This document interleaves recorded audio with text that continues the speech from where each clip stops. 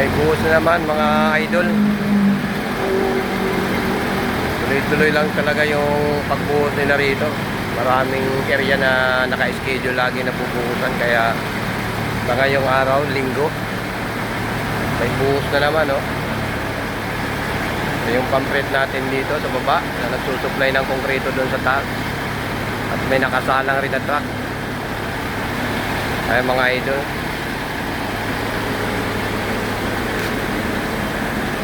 ayan, may laman yung hopper natin dito. Ayan mga idol, kaya lang hindi siya nagpapump, nagpa-stop ng supply ng halo sa taas. At ang nakapila itong truck mga idol, oh. Ilang truck na ito nandito. Mabilis yung interval ng delivery ng truck, yung dating. May nakasalang isa. At dito, isa ulit. Dalawa. Tatlo.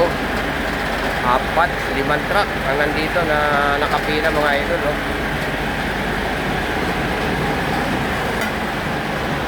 Malaki yata ang volume ng buhos ngayon.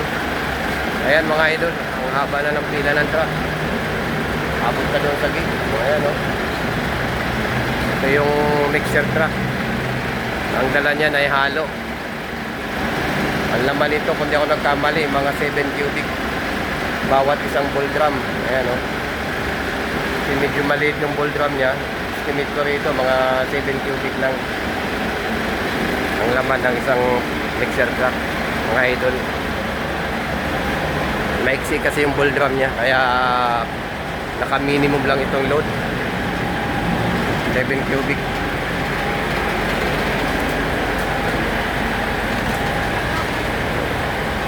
Malaki ang volume ng binubuhusan, kaya yung interval niya mabilis. Una-una ay linggo ngayon, hindi ganong matraffic mga idol. Doon dito to sa 5th floor kasi kahapon yung area ng isang grupo ay malapad yung bubuhusan sa slab mga idol.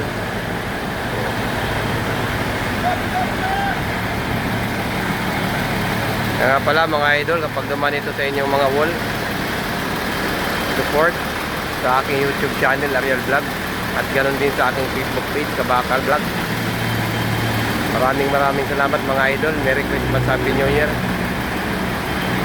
Doon yan, ang dala niya, no? Sa taas. Yung area na yan, sa gitna na yan, yung open na yan.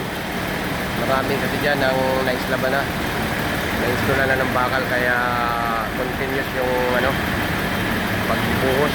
Kahit linggo, nagbubuhos sila. Hanggang dito na lang idol. Mga idol, hanggang dito na lamang itong aking video. Maraming salamat.